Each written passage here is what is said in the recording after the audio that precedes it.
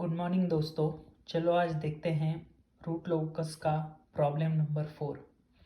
तो क्या है प्रॉब्लम स्टेटमेंट कि अपन को ये सिस्टम दिया हुआ है, इसमें यूनिटी फीडबैक है, जीएस फॉरवर्ड पाथ गेन है जिसकी वैल्यू ये दी हुई है, और अपन को क्या करना है, अपन को निकालना है रूट लोकस, ड्रॉ करना है रूट लोकस। तो स्टेप 1 क्या रहता है, जैसे कि हमने प्रीवियस एग्जाम्पल्स में किया है कि find out open loop poles are zeros. तो बेसिकली ये फंक्शन लो जो कि ओपन लूप है, उसके ओपन लूप पोल्स कौन से हैं, -5 और 3। तो दो पोल्स हो गए। जीरोस कितने हैं, जीरोस बेसिकली न्यूमरेटर को अगर जीरो इक्वेट टू जीरो करते हैं तो इसके वैल्यूज क्या आएंगे, वही अपने जीरोस रहते हैं। तो जीरोस रहेंगे S=-2, S=+2j, S=-2j। तो बेसिकली 3 जीरोस है और 2 पोल्स है। पोल्स कैसे निकाले हमने, जो डिनोमिनेटर में फंक्शन है उसको इक्वेट कर दिया 0, तो आएगा S=-5 और S=3। तो वही लिख दिया है मैंने, ठीक है। ये होने के बाद चलते हैं स्टेप नंबर 2 पे। स्टेप नंबर 2 क्या बोलता है कि कि is there a root locus branch starting और एंडिंग फ्रॉम इन्फिनिटी और टू इन्फिनिटी। मतलब यहाँ पे कोई रूट लोकस का ऐसा ब्रांच है कि वो इन्फिनिटी से स्टार्ट हो रहा है या इन्फिनिटी पे एंड हो रहा है। ये कैसे निकालने का, तो उसके लिए अपन को देखना रहता है कि नंबर ऑफ पोल्स और जीरोस कितने हैं। अगर वो दोनों सेम हैं तो ऐसा ब्रांच रहता नहीं है, बट इस केस में जीरोस ज़्यादा है पोल्स के कंपैरिजन में, क्योंकि 3 है इधर 2 है। तो हम बोल सकते हैं कि यहाँ पे एक ब्रांच है जो इन्फिनिटी से स्टार्ट हो रही है। क्यों स्टार्ट हो रही है, क्योंकि जीरोस ज़्यादा है पोल्स के कंपैरिजन में। अगर पोल्स ज़्यादा रहते तो हम बोलते हैं कि जो ब्रांच है रूट लोकस का वो एंड हो रहा है इन्फिनिटी पे। तो ये होने के बाद चलो देखते हैं स्टेप नंबर 3। स्टेप नंबर 3 में अपन क्या करते हैं, हम नंबर ऑफ ब्रांचेस कितने हैं रूट लोकस के वो निकालते हैं। तो वो कैसे निकाला जाता है, तो number of root locus branches is equal to number of close loop poles. तो इधर हमने देखा था ये ओपन लूप पोल्स थे इसके, बट क्लोज लूप पोल्स निकालने के लिए हम क्या करते हैं, इस फंक्शन का मतलब इसका हम निकालते हैं ट्रांसफर फंक्शन। तो कैसे निकालेंगे, तो बेसिकली ये डिवाइडेड बाय 1 प्लस इन दोनों की मल्टीप्लिकेशन, GS×1 है। तो बेसिकली वही चीज़ मैंने इधर की है, 1 ये वाला फंक्शन GS जो ये है डिवाइडेड बाय 1 प्लस ये इंटू मल्टीप्लाइड बाय 1। तो अगर इसको हम सॉल्व करते हैं तो डिनोमिनेटर में S³ वाला टर्म आ रहा है, तो डिग्री ऑफ पॉलिनोमियल क्या रहेगी 3। तो इसीलिए number of root locus branches आएंगे 3।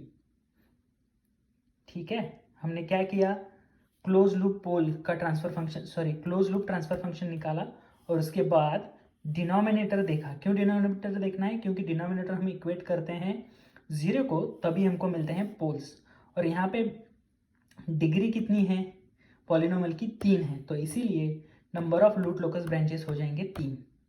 ठीक है, तो ये चीज़ होने के बाद चलते हैं नेक्स्ट स्टेप की तरफ। तो नेक्स्ट स्टेप क्या है, तो real axis intersection of asymptote. So basically यहाँ पे असिम्पटोट निकालने की जरूरत है। क्यों जरूरत है, क्योंकि अपन को पता है कि नंबर ऑफ जीरोस ज़्यादा है पोल्स के कंपैरिजन में, जो हमने निकाला था स्टेप नंबर 2 में। तो इसीलिए there has to be a branch में, यहाँ पे ब्रांच होगा जो इन्फिनिटी से स्टार्ट होगा। तो उसके लिए हमको असिम्पटोट निकालने पड़ते हैं। तो चलो चलते हैं कि इंटरसेक्शन निकालते हैं। इंटरसेक्शन कैसे निकालते हैं, तो ऐसे निकाला जाता है कि summation of all zeros minus summation of all poles divided by number of zeros minus number of poles. ठीक है, तो समेशन ऑफ ऑल जीरोस क्या है, जीरोस कौन से हैं, -2 +2j -2j। तो यही चीज़ की है मैंने, -2 +2j -2j minus summation of all poles. Poles कौन से हैं, -5 और 3। चलो इसको ऐड करते हैं इधर, -5 और 3, और divided by number of zeros minus number of poles. Number of zeros 3, number of poles 2। तो ये चीज़ बन जाएगी यहाँ पे -2, ये हो गया 0। सो बेसिकली इंटरसेक्शन असिम्पटोट का आएगा ओरिजिन पे, तो वही 0 पे आ रहा है। ये होने के बाद हम निकालते हैं angle of asymptotes. Angle of asymptote कैसे निकाला जाता है, तो 2k+1 into pi divided by number of zeros minus number of poles.